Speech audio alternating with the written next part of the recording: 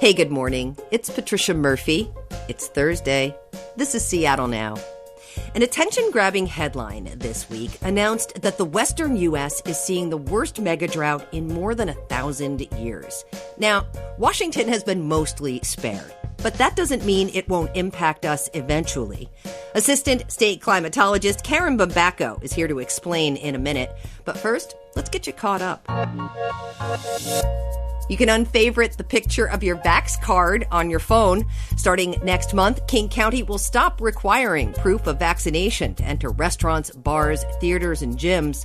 County Executive Dow Constantine also said yesterday that it'll be up to businesses themselves now to decide if they want to require their customers and staff to be vaccinated. It's been 5 months since the requirement was put in place. The county says while COVID cases and hospitalizations are coming down, both numbers are still too high. Meanwhile, Governor Inslee should have some news today about the future of the state's indoor mask mandate. The governor said last week he'd be keeping an eye on the numbers and would announce a plan for phasing out the mask requirement. The state's outdoor mask mandate for large events expires tomorrow. Inslee speaks today at 2, along with the state's schools chief, who has already called for local school districts to start deciding whether or not to have students mask up. And heads up, all you drivers who block bus lanes, crosswalks, and intersections. Here's your warning to knock it off or risk a fine. SDOT said yesterday it'll start turning on its automated ticket writing cameras starting next month. First offense gets a warning. Second, gets you a $75 ticket in the mail. The cameras are at 8 intersections so far, where the city says it's seen the worst offenders.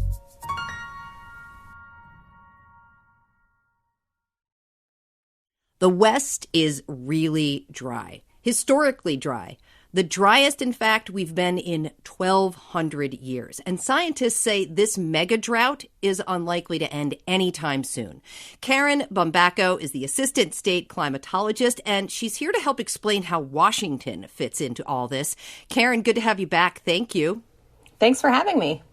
So this study came out in the journal Nature Climate Change that says the West is experiencing its driest period in 1,200 years. This seems big. I'm curious if you were surprised and what you were thinking. Yeah, this paper, in my opinion, the really important finding is the contribution of human-caused climate change on drought in the Southwest U.S. According to the study, the current drought would not be in the same territory as a past mega droughts without the continued influence of climate change. So while that wasn't surprising, that finding I think is really important. The other thing that struck me, of course, is Washington is not included in this study area. Yeah, how did that happen? Yeah, so I think there's a few reasons why the authors likely did not include Washington. And the major one is that Washington has just had many more wet years throughout the drought period that they're looking at. Wow. And recent examples. So, just a few years ago, 2017 was pretty wet in Washington state. 2016, a period from 2010 to 2012, and so on. Wow. So an NPR reporter happened to mention in their reporting that the last time things were this dry in the West, Charlemagne was in power. That's 1,200 years we're talking about, and that seems like an incredibly long period of time to be able to measure something. How did researchers learn the information that they got? They use tree rings to reconstruct the past climate. And my understanding is that these authors didn't go out and collect their own tree rings. They were able to access that data by just a database that had different researchers' tree rings on the database. We're being spared here in Washington state, but our neighbors, Karin, are heavily affected. Let's talk about the ripple effects of this mega drought for other states.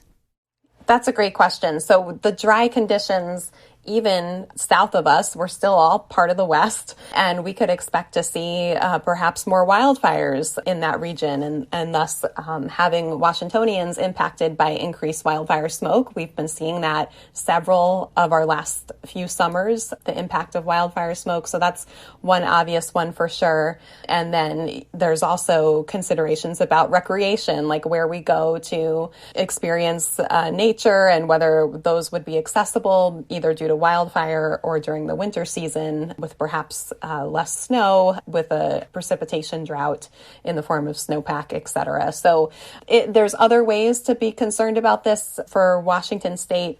Although I do think the bottom line is that this is something that Washington has been a bit spared from due to our recent wet years, but some of that has been luck. One of the big takeaways from this study, Karin, was that we are going to have to adjust our relationship with water. And I wonder, in spite of what we've just been talking about, the fact that we've been spared because of our wet winters and our water tables here, when might this become our reality here in Washington? And might we be talking about things as basic as taking showers and watering plants at some point? Yeah, so 2021 was actually a really dry year in Washington State. So just this past year, we experienced drought here in Washington.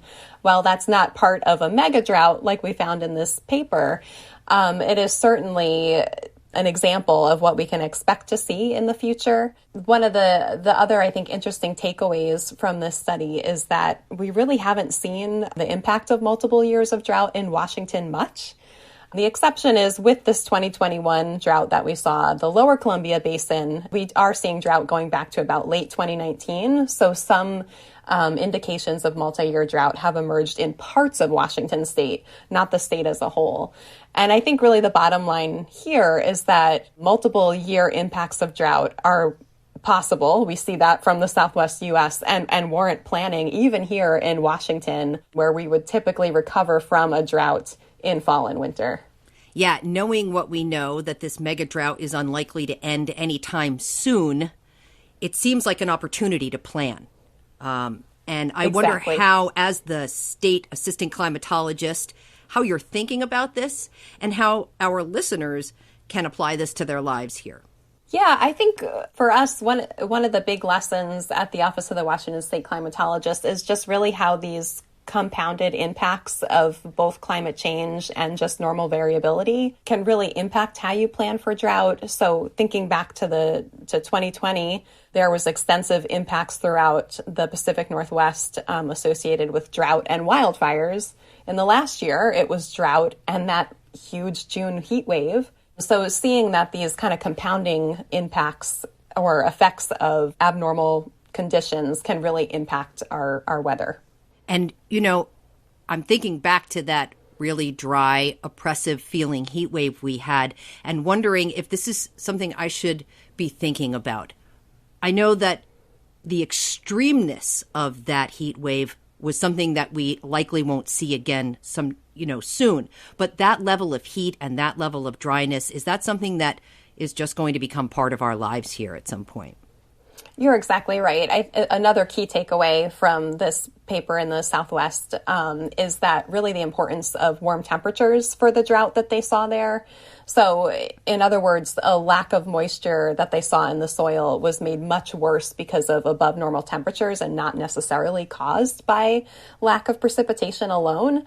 And we know the Earth is warming and it will continue to warm. That is a very strong signal. We've seen warming trends here in Washington State. So even if we have relatively dry years, not record dry years, because we're warmer, we can see more impacts from that in the future. I want to go back to something you said at the beginning, which was the human impact on the situation that we are in right now. You said that one of the things that we learned is that our contribution to this situation is a lot greater than it has been in the past. Tell me how you're sorting that out and how we should be thinking about that message. Yeah, so in this study in particular, they used climate models to determine what the climate would currently be if we did not have the increase in greenhouse gases in our atmosphere. And what they found in this study was that it's about 40% of the drought severity is because of climate change, which that percentage was surprisingly high to me. I mean, at this point, we know that climate change has some influence on our weather, but 40% to make that mega drought a mega drought is substantial. Karin Bumbaco is the assistant state climatologist. Really good to talk to you. Thanks so much. Yeah, thank you. Thanks for listening. Caroline Chamberlain Gomez produced today's show. Matt Jorgensen does our theme music. I'm Patricia Murphy. See you tomorrow.